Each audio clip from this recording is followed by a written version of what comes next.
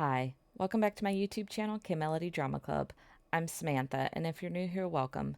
Every week, I post videos about K-pop, K-drama, C-drama, etc.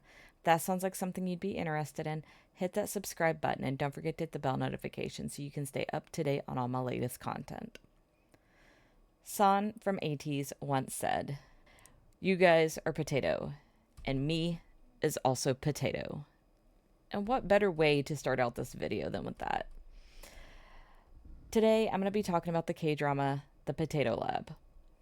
And I know I'm a little behind from doing it. I watched it a little bit ago, but I also believe in fate. And it was clearly fate for me to wait. And the reason I say that is because I had the opportunity recently to volunteer with my coworkers at Growing Together, a Nashville Food Project program. I also got to volunteer with the Nashville Food Project itself.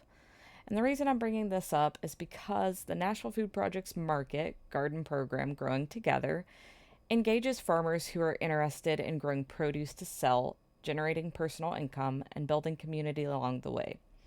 Growing Together is designed to expand access and opportunity to perform from agrarian backgrounds through access to land, resources, training, and technical assistance and marketing support. Growing Together supports farmers who arrived in the U.S. as refugees from Burma and Bhutan.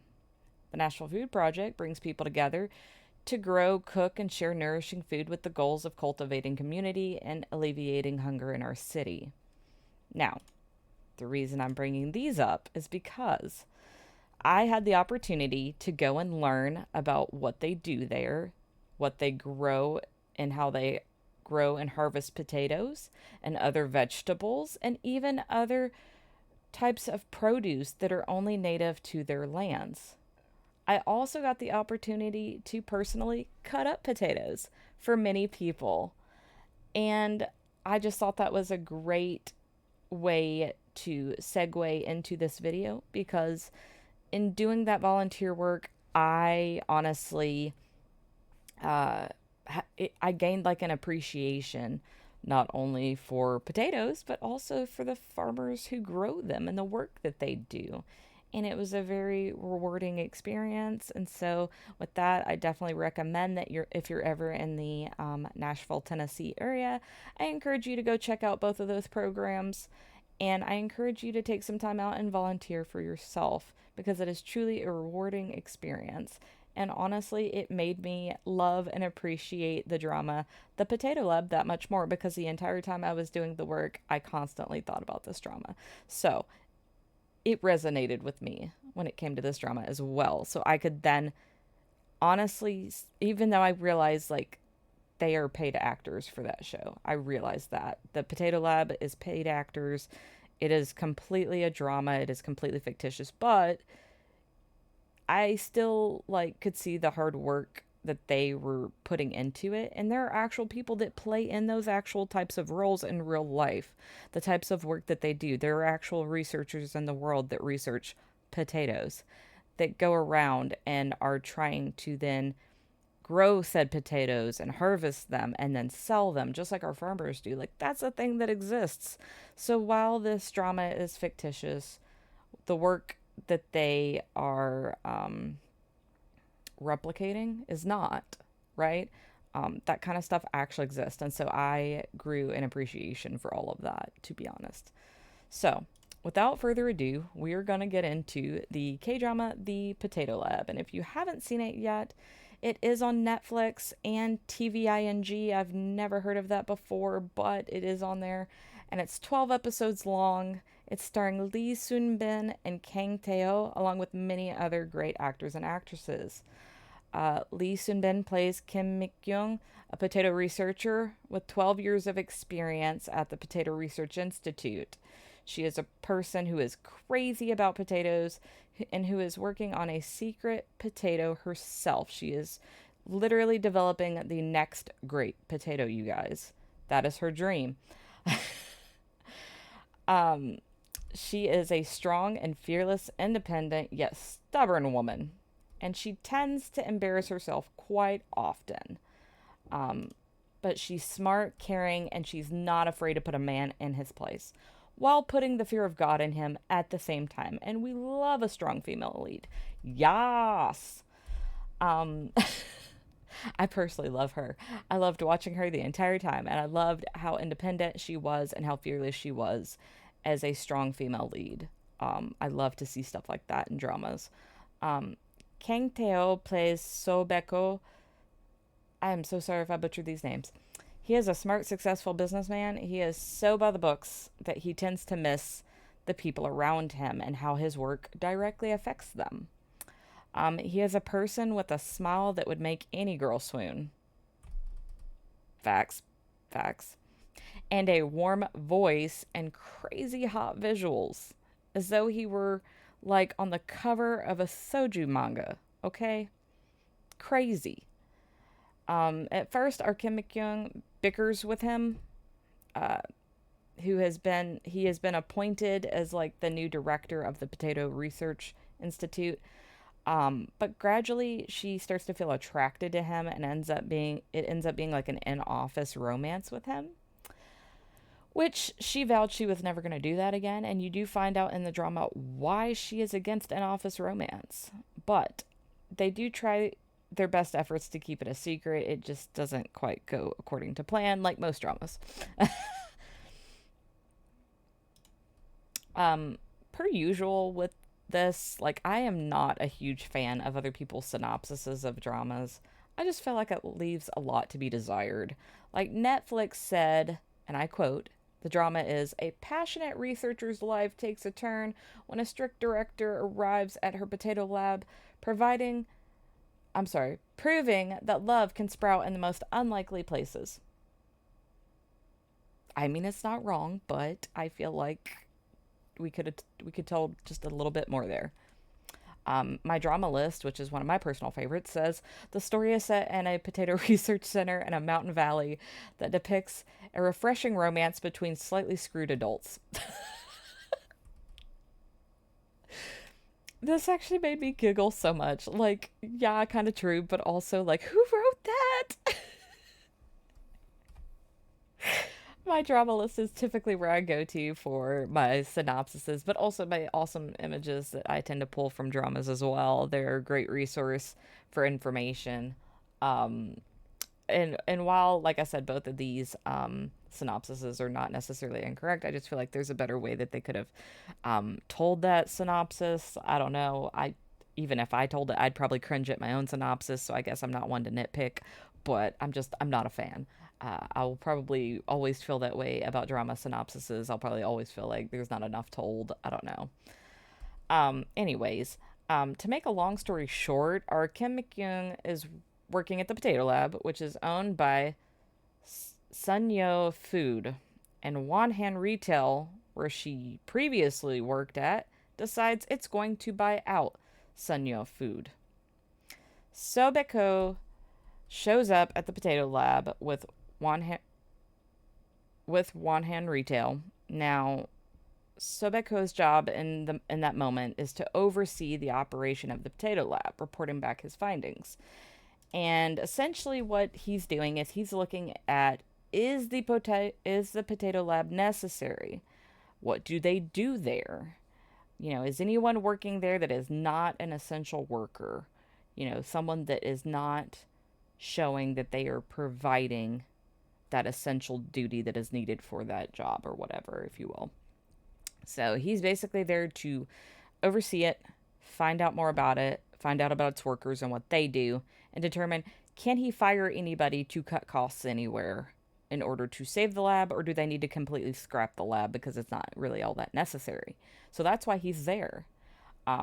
Now, at first, he is pretty much disliked and hated by everybody. They all look at him as being like, you know, uh, this corporate guy who's just here to fire everybody. You know, he doesn't care about the work that we do. That's kind of how he's viewed. So he's not getting a very good welcome when he gets there. Our Kim Myung is liked by everybody. While she's not a potato researcher with like a degree and has been doing this for so many like years like everybody else has. When she started there, they basically took her under their wing and they taught her everything she knows. And so she works hard and she studies potato research and she really puts in the hours and does the work. She pretty much eat, breathes, sleeps potatoes, right? Like like I said in the beginning, like she is secretly working on developing a new kind of potato and nobody knows about it.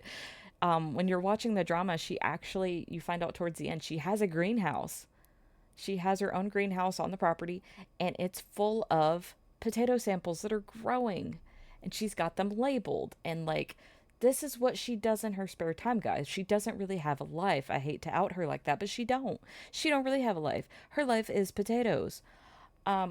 So when Sobeko decides he's going to fire her, because based off his review of her work, she doesn't appear to be an essential worker. She doesn't have like all these years of experience. I mean, yeah, like I said, she has been working there like 12 years, but she's not considered an actual researcher even though that's kind of her title, like she's not an actual researcher compared to everybody else. She was just someone they hired on to help out and she learned a lot of stuff along the way and she's been an asset to the team as far as like learning stuff goes. This is kind of like any other job, if you will, that you get hired and they train you, they teach you everything they know.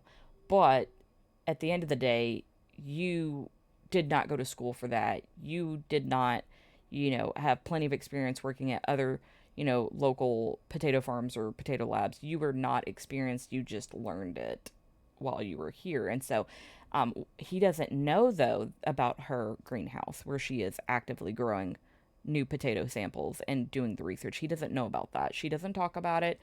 That's just her own personal side hobby, if you will, that she's doing. Like she's serious about it. I don't mean to. Probably hobby wasn't the right word, but like she's serious about it. But that's just not something she vocally talks to everybody about. That's just kind of something she's working on in her spare time.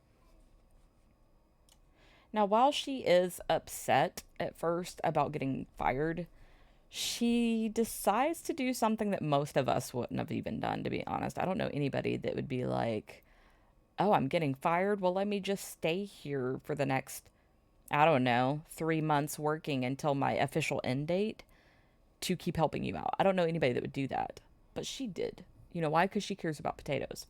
She cares about the work that she's doing. She cares about the work that her team does. She is very big on the work that she does in her team and what they've accomplished. Like this means so much to her. She basically doesn't know anything else. This is her life.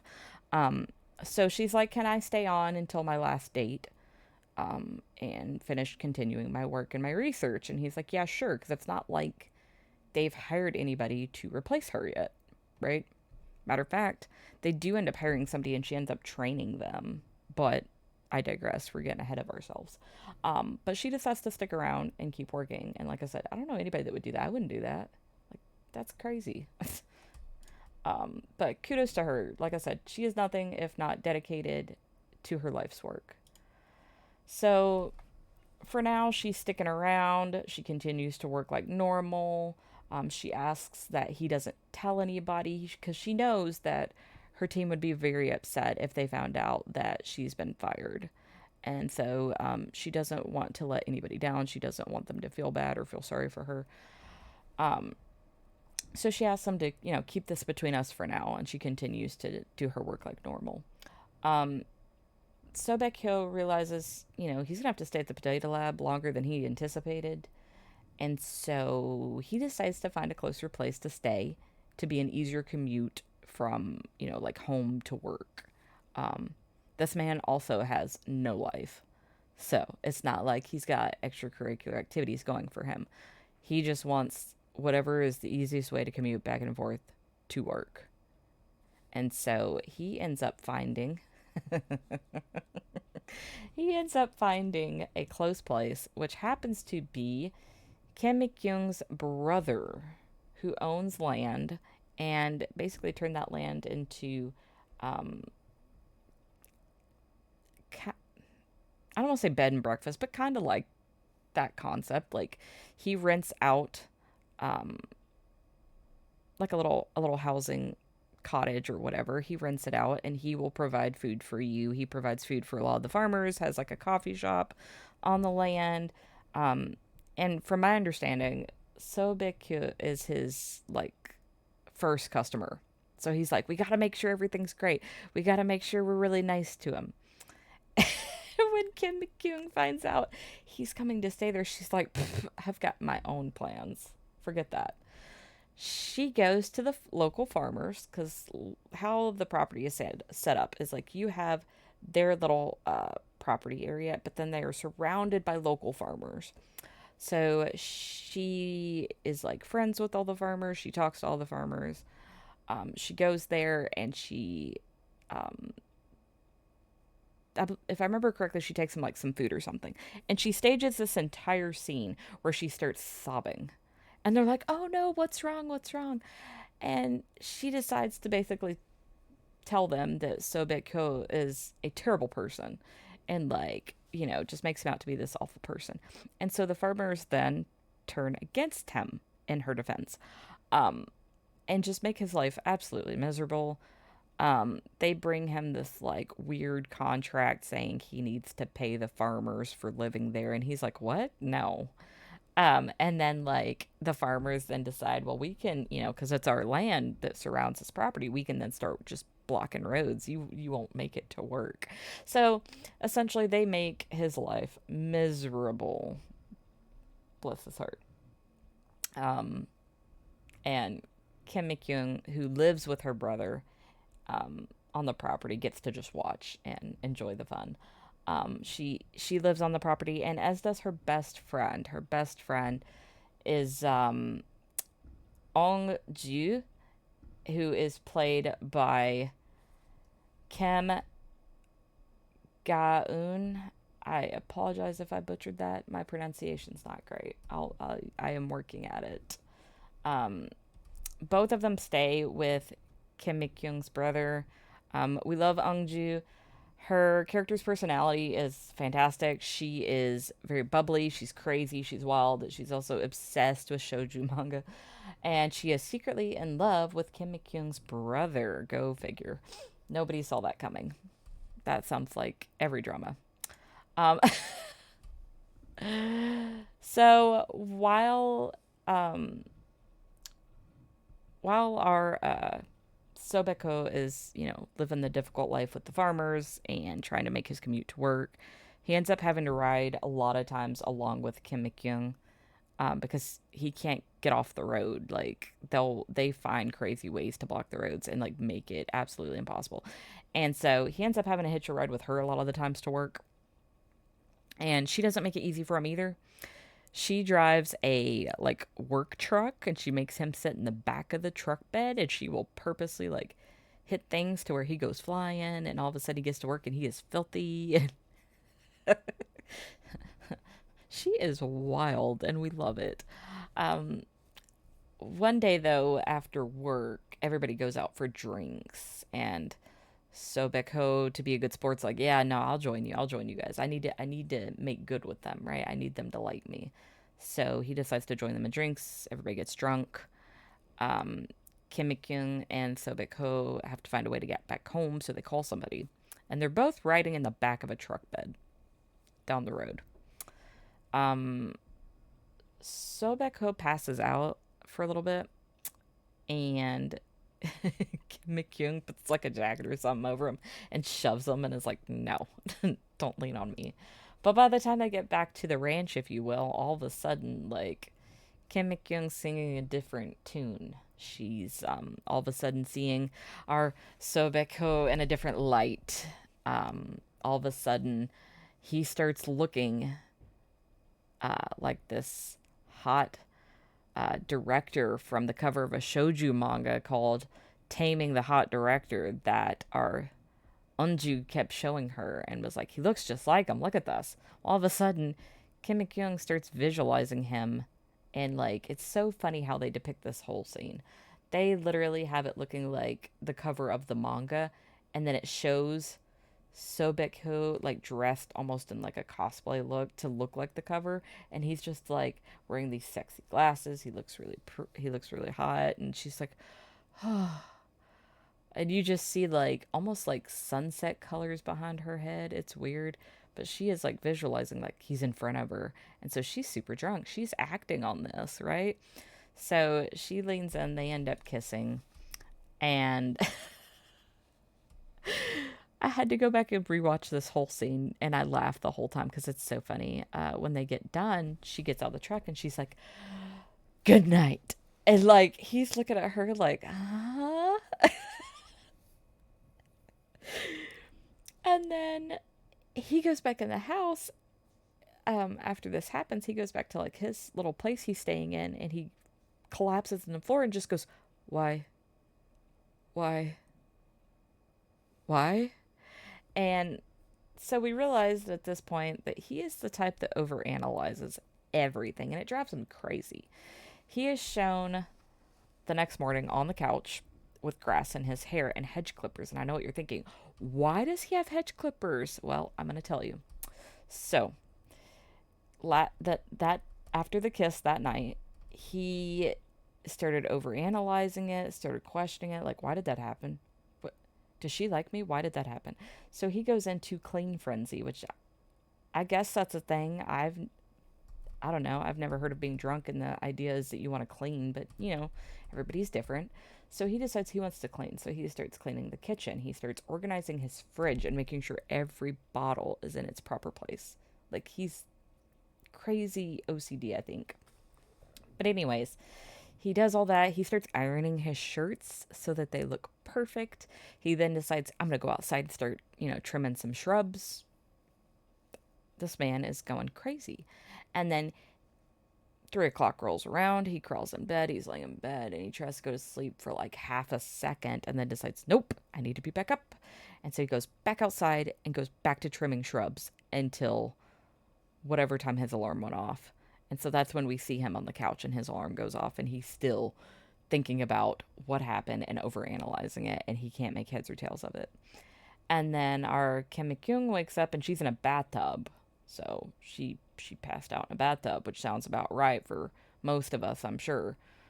Although now she's realized what happened the night before and she is dead set on avoiding him at all costs so that they don't have to discuss the drunken kiss.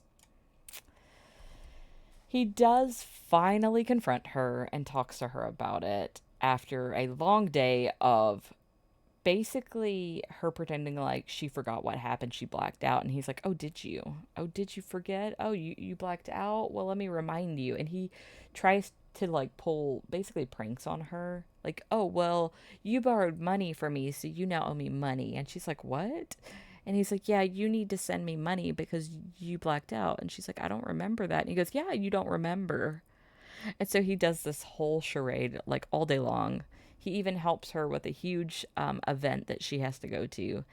And he's like, when you admit that you know what I'm talking about and you're done lying about it, we can have a conversation essentially. So he makes it an all day thing and it's hilarious to watch. And this man wears a lot of hats. This man can do anything. This man is like, I don't know. It's like God sent him to her. Like, this is everything she could ever need. For real. Like, this man can do anything. It's wild. So, anyways, he does finally confront her and they talk about it. And unfortunately, our man does not, he is not a man of words. He does not know the right thing to say because he suggests, like, would you go out with me? But then admits he doesn't really like her. But then he's like, but that kiss, it has to mean something. I'm telling you, he overanalyzes everything. So I know that sounds crazy, but that's basically what happens. And so I don't want to go into all the details of the show. I'd rather you go check it out for yourself. It is fantastic and totally worth watching. Um, I'll just say that, they do end up dating and he learns about her not so great past and he learns why she hates one hand retail. And he learns that he unintentionally played a part in the terrible things that happened to her. Like, he didn't know her then. He didn't know that, what he did was going to affect her. And this goes back to what I said previously about his job affects people around him, and he never noticed. So once he finds out about this, he starts waking up and he starts realizing, like, my job is not as great as I thought it was. And I have hurt people on account of the job. Like, that was his job, was to, you know, fire people, to find budget cuts, this, that, and the other. Like, that's his job. And he said, I never realized how much I impacted people. So he learns that about himself. And as a couple, they go through like a lot of ups and downs, but there is a happy ending. And it's so great to watch. There's tons of hilarious moments, but also cute moments that'll just have you going, "Oh." So, um, like I said, you can watch it on Netflix or TVING. My overall thoughts is very much that it is a cute, hilarious drama. It is also very much binge worthy. You could sit down and probably watch it all in a day or in a couple days. It depends on how dedicated you feel like you are. It will keep you laughing at all the nonsense between Sobeko and Kim Mi-kyung, but it will also leave you going, "Oh, they're so cute." Lee Soon-bin and Kang Tae-oh have wonderful work chemistry. I thoroughly enjoyed watching them together. The drama soundtrack is fantastic, especially the theme song Haley, which is sung by our very own Lee Soon-bin. I think I've said it before, but I don't like particularly like female singers, but honestly, she kills it. She absolutely kills it, and it is such a catchy song. I love it. Um, but overall, the soundtrack is great. I absolutely love this drama, and I would totally watch it again. Matter of fact, just kind of rewatching over a few scenes to get a couple details written out for myself to do this video. I was like, man, I want to watch this again. It's that good. It's that good, guys. And it just came out this year. It's that good. So, don't wait. What are you waiting for? Go right now and go watch The Potato Lab on Netflix. Thank you so much for joining me. After you watch it, or if you've already watched it, please comment down below and let me know what your favorite part was. Let me know what you enjoyed most about it. I would love to hear that. Thank you for joining me for this recap of the Potato Lab, and please look forward to my upcoming videos. Peace and love.